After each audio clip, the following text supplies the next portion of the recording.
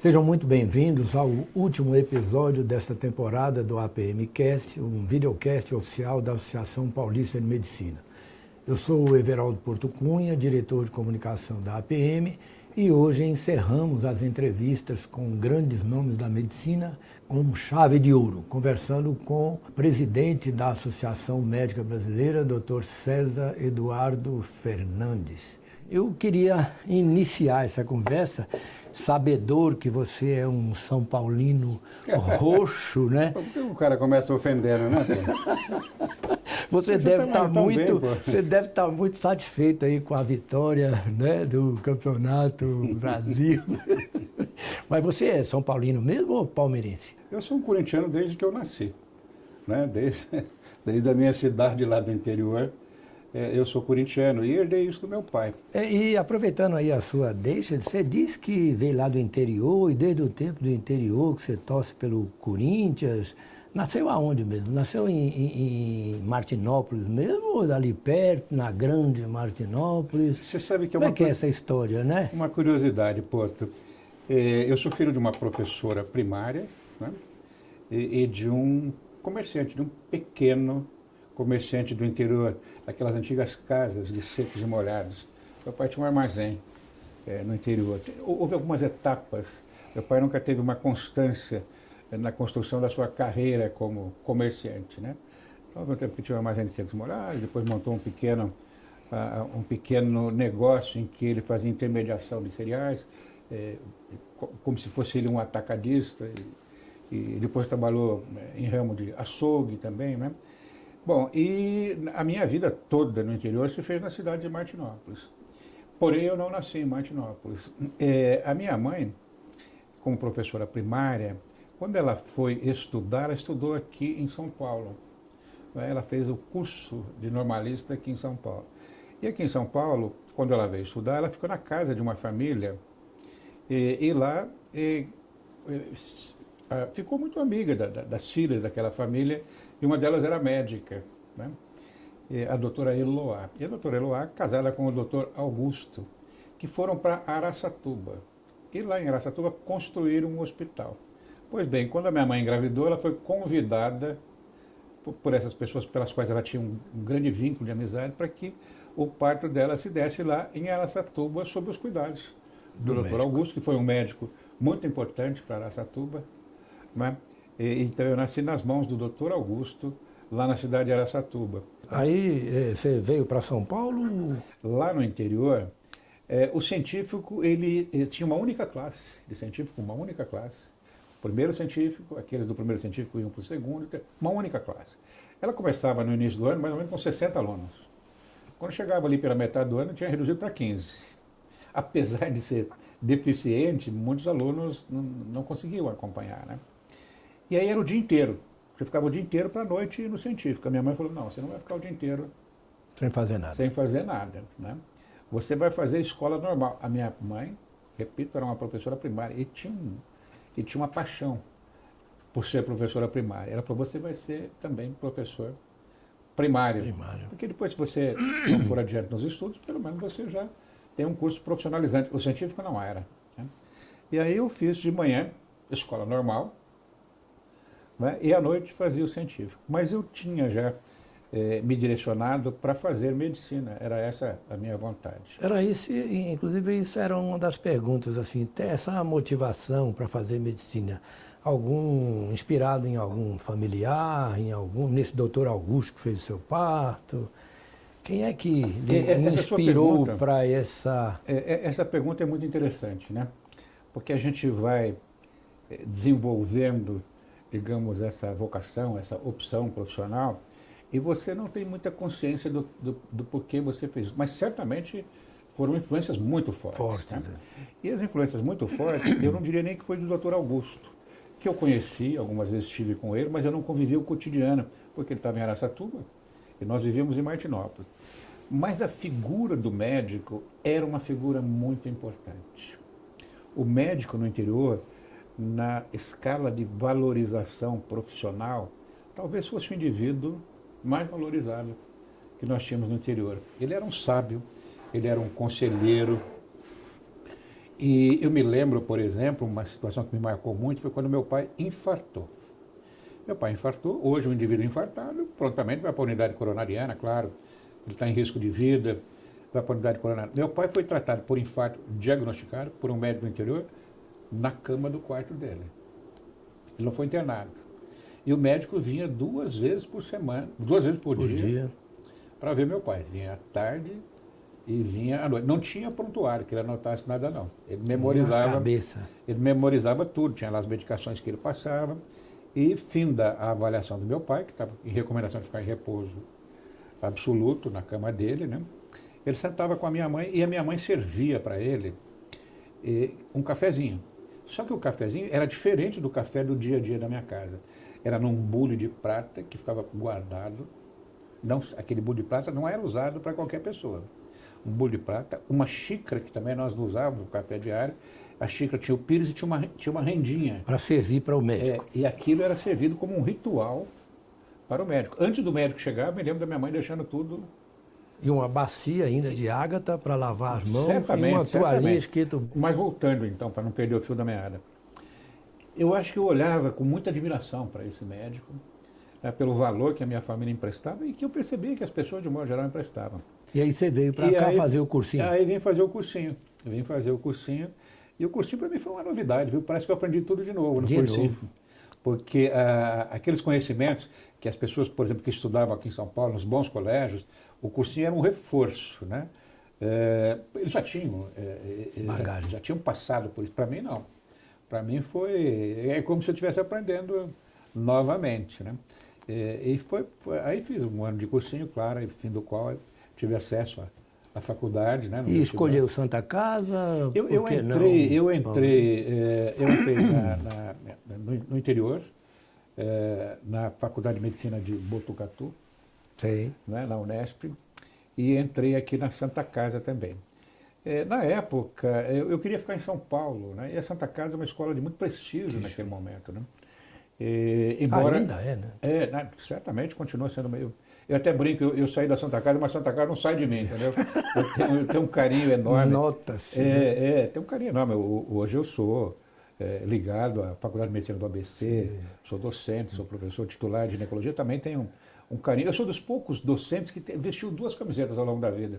Porque aqui no Brasil... A do Palmeiras e a do... Não, a do Palmeiras, o verde lá em casa é proibido, entendeu? Eu vesti a camiseta da Santa Casa, né? E depois saí, quando migrei lá para a Faculdade de Medicina do ABC, e hoje estou muito feliz lá, consegui formar um time muito bom, né?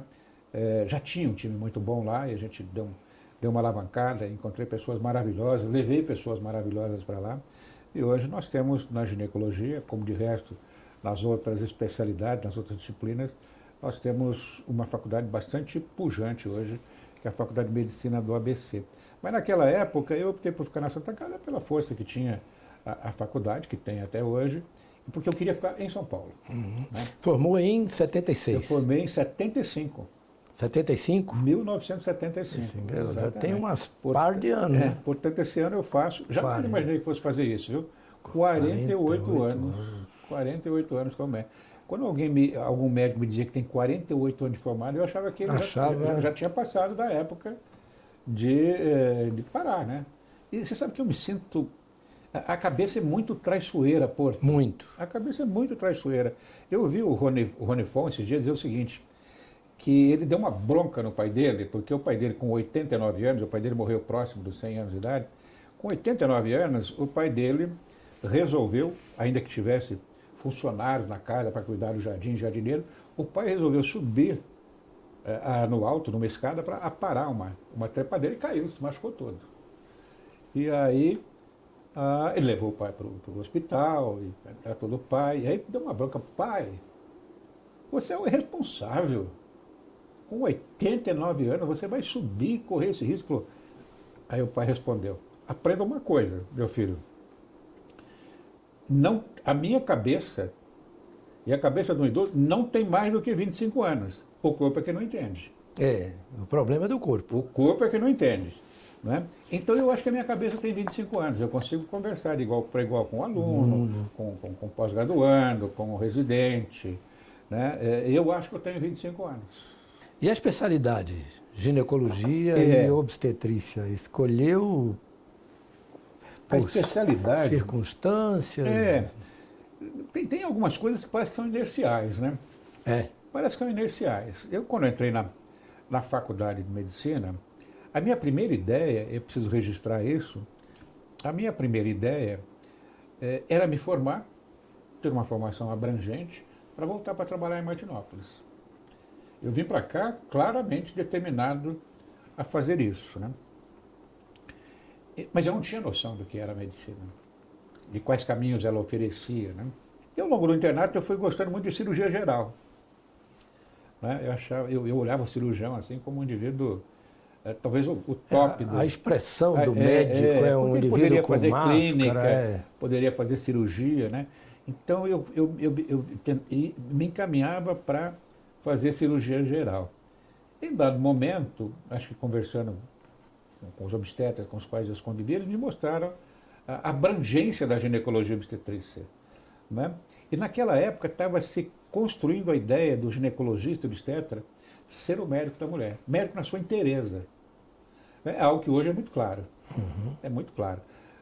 Eu não tinha consciência naquele momento que as mulheres elegiam o ginecologista obstetra como o seu médico.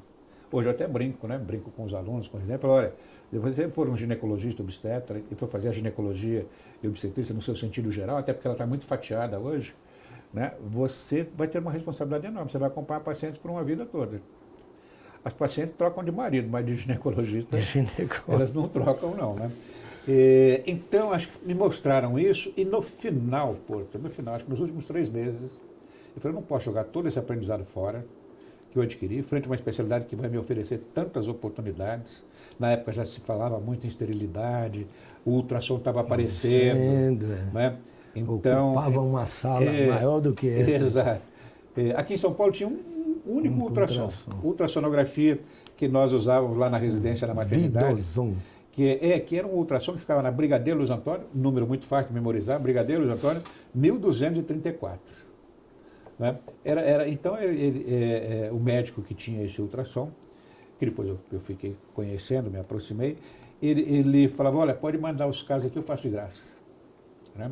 Então, nós selecionávamos casos lá que a gente precisava na maternidade, lá na Santa Casa, no plantão, mandava para ele mandava o laudo, né? Então, isso estava acontecendo. Então, eu acho que foi algo assim, mais ou menos inercial que foi se construindo, e quando eu me dei conta, aquilo estava pronto. E residência? Santa Casa?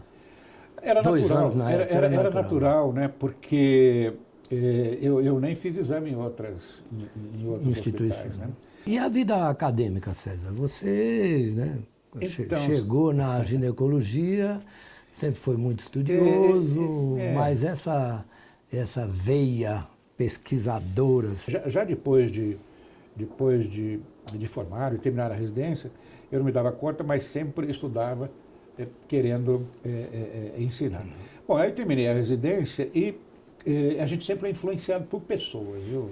A gente tem que torcer para que a vida nos coloque pessoas boas do lado, né? Boas no sentido humano, no sentido ético, profissionalmente competentes e pessoas iluminadas. Eu me aproximei de uma pessoa que me influenciou demais na vida, que foi o professor Salim Weber. O Salim Weber não era a pessoa mais simpática do mundo, não. Ele era um indivíduo, como que eu diria, para respeitar a memória dele, que me é assim, de grande valor a convivência que eu tive com ele. O professor Salim Weber, ele era um apaixonado por ginecologia endócrina, por climatério, né? E eu me aproximei, ele me convidou para ficar no ambulatório. César, você terminou a residência? Você não quer ficar aqui comigo no ambulatório? Eu lá encontrei o José Arnaldo de Souza Ferreira, né, que já estava na minha frente, e eu fiquei. E aquilo me obrigava a ensinar aos residentes.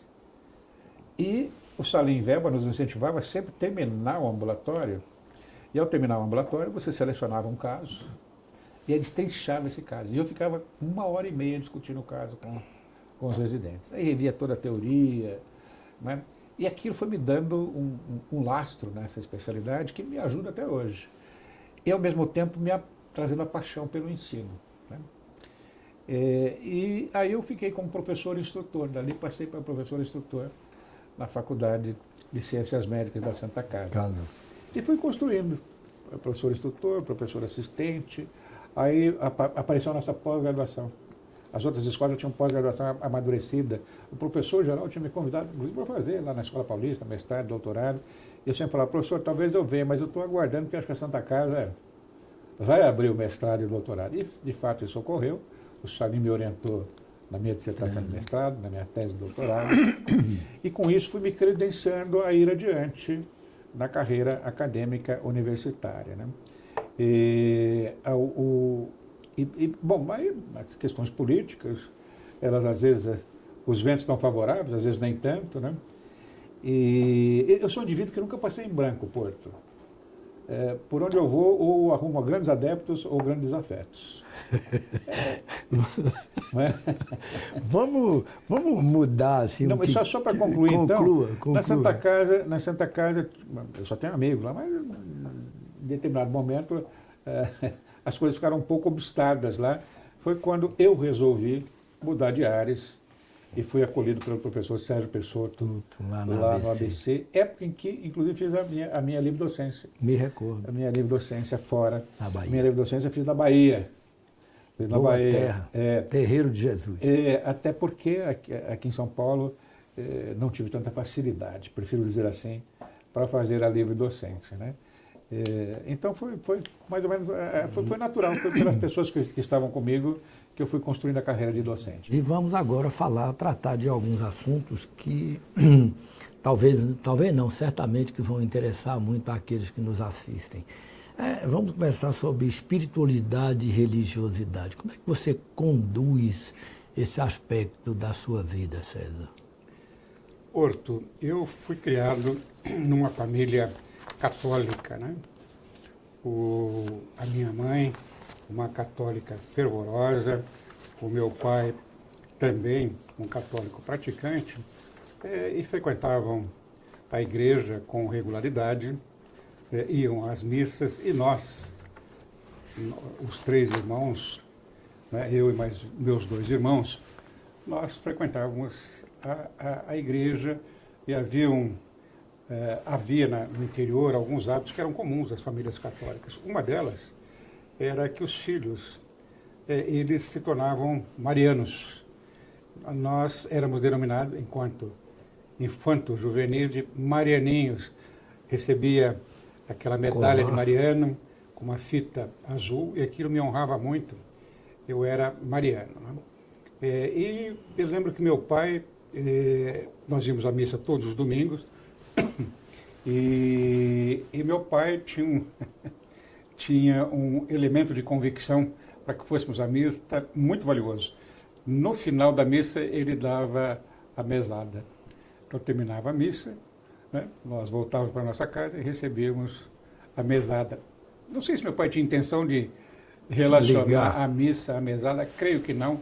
Era uma coincidência, mas, claro, tinha um significado que depois da missa nós recebíamos a mesada. Apenas para contar uma curiosidade da minha família, né? Mesada essa, na verdade era uma semanada, né? Porque a cada semana ele renovava isso. E com aquilo nós fazíamos, comprávamos as coisas pertinentes a um jovem daquela idade, na escola, na cantina da escola, enfim. Então eu cresci numa família católica, continuo católico até hoje, não com o mesmo fervor dos meus pais, né? Eu vou eventualmente à missa, não vou com a regularidade que um bom católico deveria fazer, né?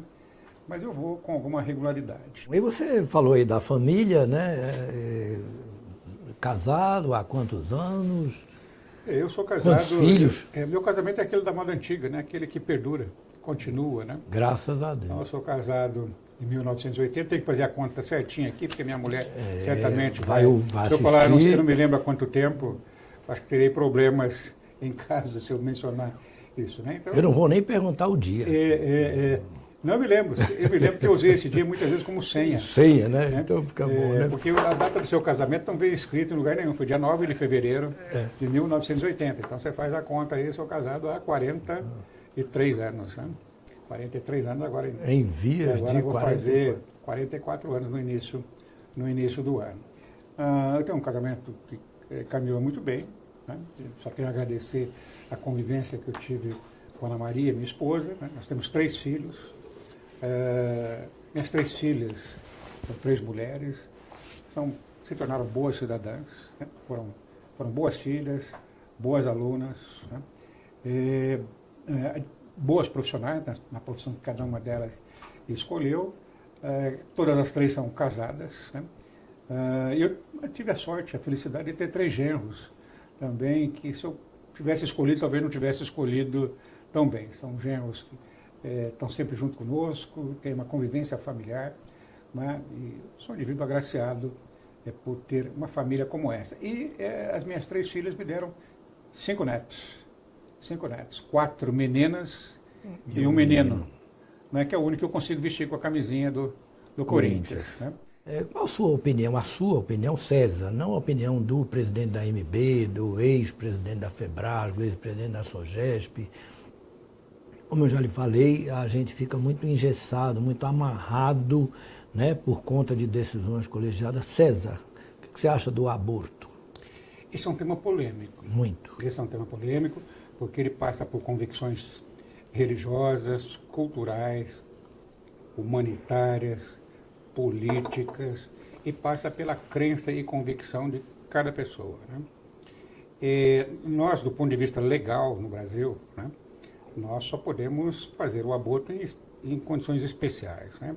Quando há risco de vida materna, né? E quando há anencefalia, agora também aceita como aborto, ou em condições de estupro da mulher. Né?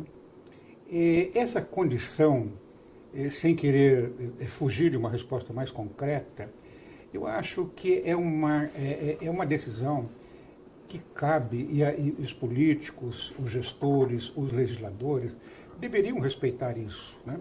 Eu acho que deve respeitar a decisão de cada pessoa, né? De cada mulher. O Estado, eu acho que ele não pode impor restrições ou regras que engessem e que condenem as mulheres que façam aborto. Nós vivemos sob uma legislação muito antiga, que a mulher que faz aborto, ela está cometendo um crime. Né? E, portanto, ela pode ser apenada, ela pode vir a ser presa. Então, a minha convicção é de que o aborto não deve ser visto como um crime. Né?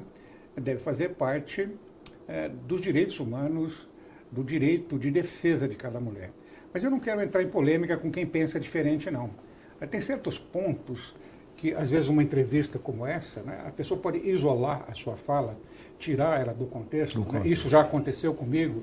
Eu, como presidente da FEBRASGO, quando fui presidente da FEBRASGO, nós tivemos uma posição tomada em Assembleia das Federadas, que é uma posição soberana dentro da FEBRASGO, em que esse tema foi lá colocado, e lá foi decidido que deve-se descriminalizar a mulher que faz o aborto. Né? E essa era uma posição institucional, que eu, como presidente da época, tinha que verbalizar essa posição institucional. Pois bem, em eleições nas quais eu participei, eu fui chamado de aborteiro. Né? Tem um indivíduo aí, não vou citar o nome, que me chamou de aborteiro. Eu entrei com uma ação contra ele, né?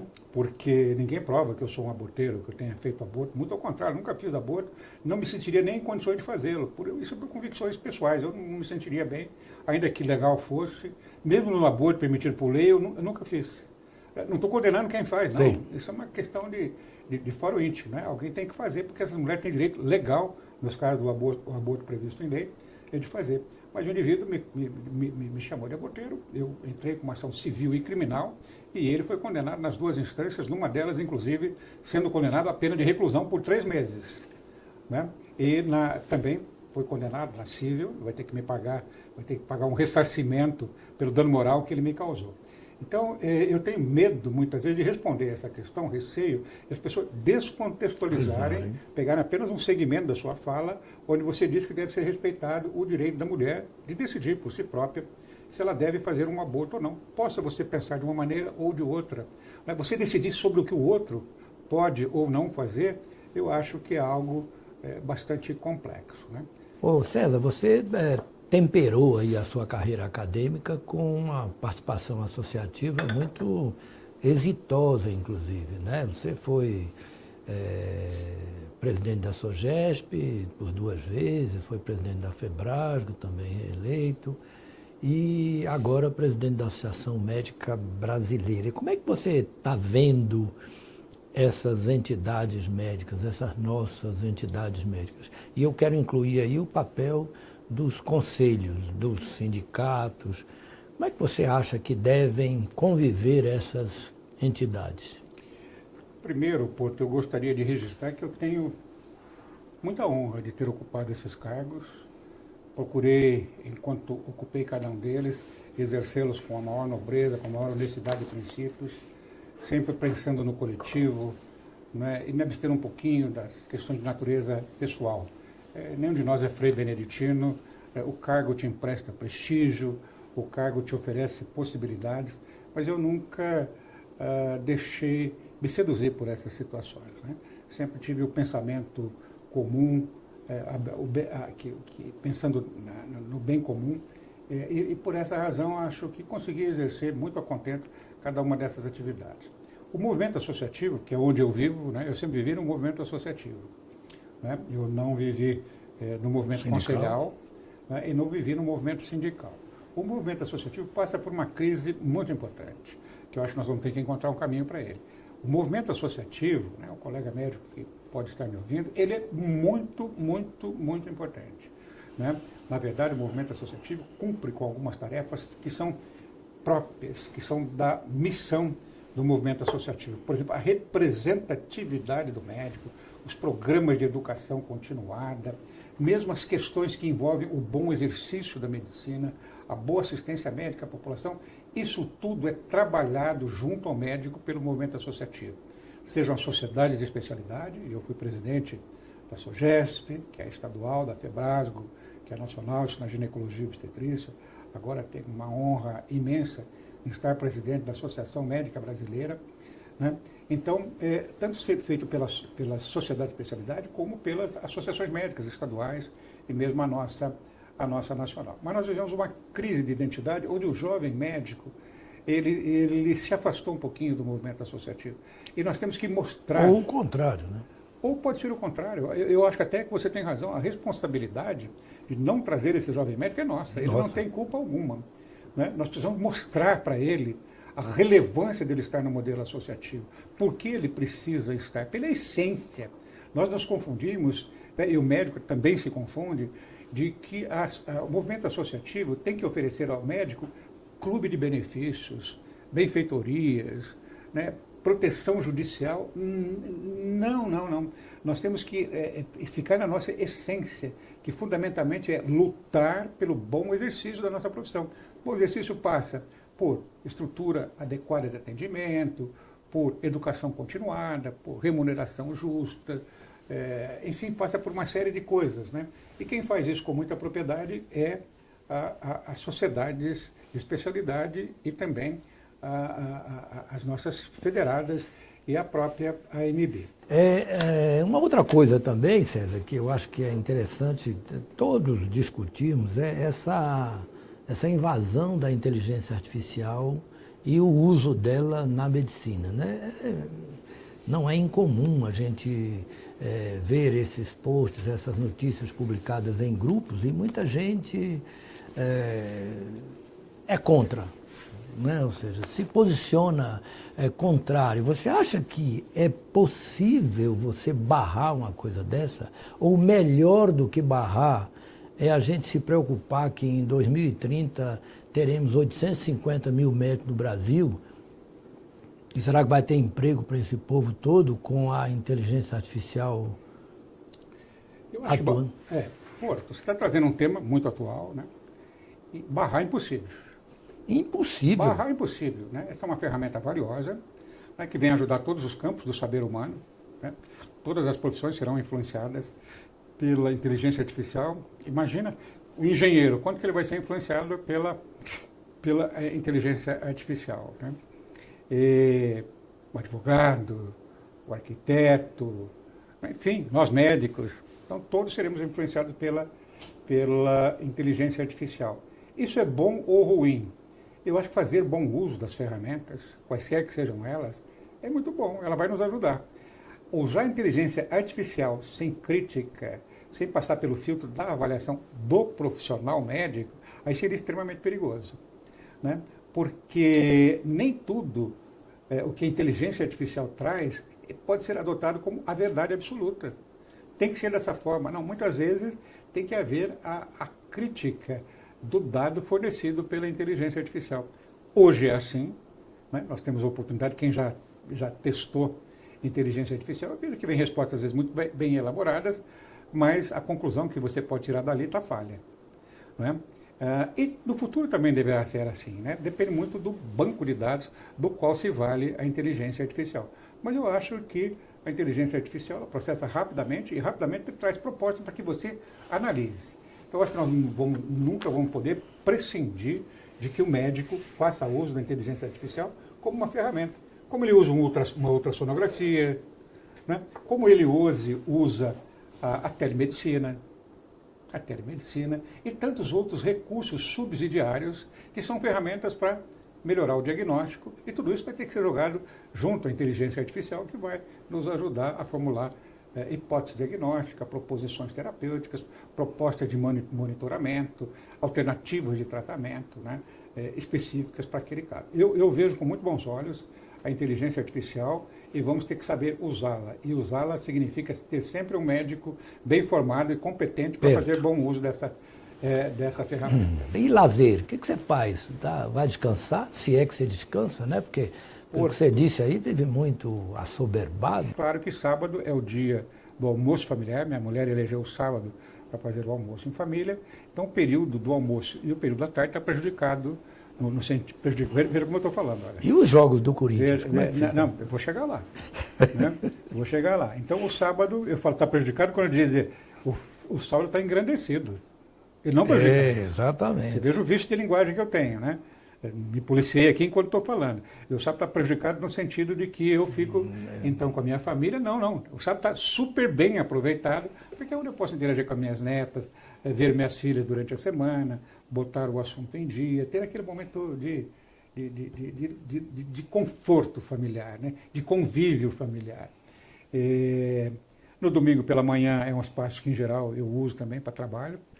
Algumas poucas vezes, poucas vezes, consigo sair com a minha mulher para andar, por exemplo, no parque. Eu moro próximo do Parque do Ibirapuera, então, às vezes, que é belíssimo, né? Então, às vezes, eu vou caminhar lá. Então, faço algumas poucas caminhadas, sinto que preciso incrementar, até porque você já vai tendo alguns agravos à saúde, né? Eu não tenho a saúde que eu tinha, felizmente não tenho nenhum mal grave, né? Mas, é claro, né? Sua tolerância à glicose já vai ficando comprometida. Sim. Certamente as plaquinhas de ateroma já vão aparecendo, então eu teria que incrementar a atividade física, perder um pouco da adiposidade que acumulei ao longo do tempo, então eu devia ter lazer no sentido de fazer alguma atividade física, que não faço. Agora, eu gosto muito de ver o jogo do Corinthians, isso eu não perco, vejo todos os jogos do Corinthians, né, só perco se eu tiver um compromisso que me impeça de ver os jogos do Corinthians, né?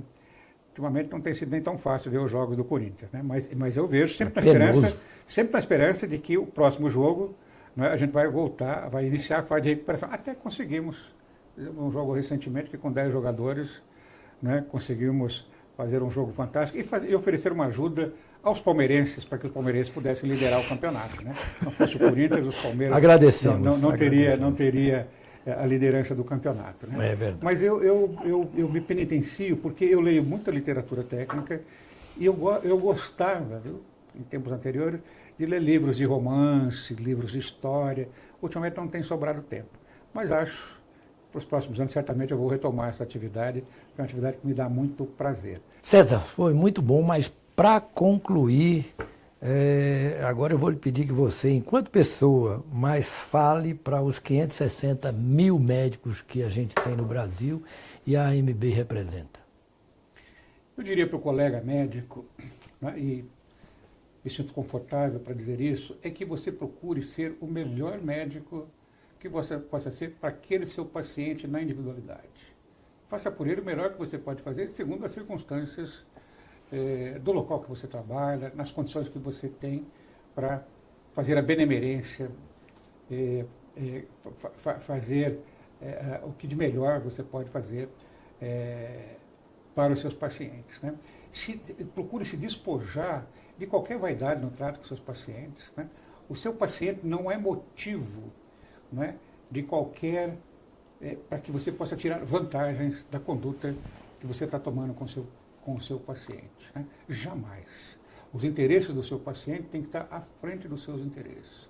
Procure conviver bem com seus colegas, procure defender os seus colegas, exceto se o seu colega não estiver praticando princípios éticos, né, não estiver fazendo as coisas de maneira correta. Aí é sua obrigação, né, eventualmente, notificar ao conselho eventuais desvios de conduta do seu colega. Mas, de um modo geral, isso é exceção, não é o dia a dia dos nossos colegas que lutam arduamente para fazer uma boa medicina. Então, o que eu queria dizer para os nossos colegas, não transija, continue sendo um bom médico, né? E com isso, certamente, você será reconhecido pelos seus pares, reconhecido pelos seus pacientes, você terá sucesso no exercício da sua profissão e você será reconhecido sob qualquer ótica, né? Sob a ótica do seu trabalho, e também terá um reconhecimento econômico, porque o bom médico sempre terá um reconhecimento econômico com a sua profissão. Em síntese, acho que é isso que eu tenho que dizer aos nossos colegas, de maneira muito simples, muito resumida, né? Eu acredito muito no colega médico brasileiro, embora tenha uma preocupação hoje com a formação médica que nós estamos tendo, é uma formação médica extremamente precária em bom número dessas escolas recém-criadas, mas esse é um outro assunto, que em um momento oportuno a gente pode voltar a falar sobre ele. Conversamos então hoje com o professor César, o 10º entrevistado, encerrando essa temporada, e eu agradeço e peço que assistam e transmitam para os nossos colegas. Muito obrigado.